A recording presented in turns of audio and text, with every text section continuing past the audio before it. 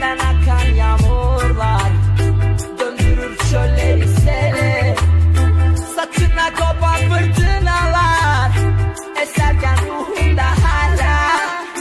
Dediler bu kız neymiş, dedim felaket felaket felaket. Bu kız bir afet bir afet. Gözün gözüme değse kopar kıyamet kıyamet. Yarattın dünyamda zelzele, hala sallanır bu hergele. Kaybettim kalbimi ben yine. Ah felaket felaket felaket. Bu kız bir afet bir afet. Gözün gözüme değse kopar kıyamet kıyamet. Yarattın dünyamda zelzele, hala sallanır bu hergele. Kaybettim kalbimi ben yine.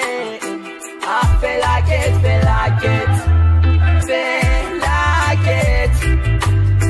Bu kız bir afet bir afet.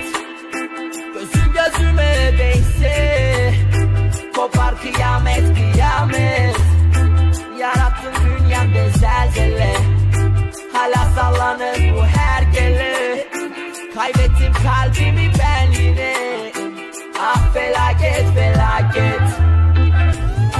Güneşin gülüşüne nasıl sıcırdın, döndürür kalbimi çöle. Gözünden akan yağmurlar döndürür çölleri sele. Saçına kopan fırtınalar eserken ruhunda hala. Dediler bu kız neymiş, dedim felaket felaket felaket. Bu kız bir afet bir afet. Gözün gözüme değse kopar kıyamet kıyamet. Yarattın dünyamda zelzele, hala sallanır bu hergele. Kaybettim kalbimi ben yine. Ah felaket felaket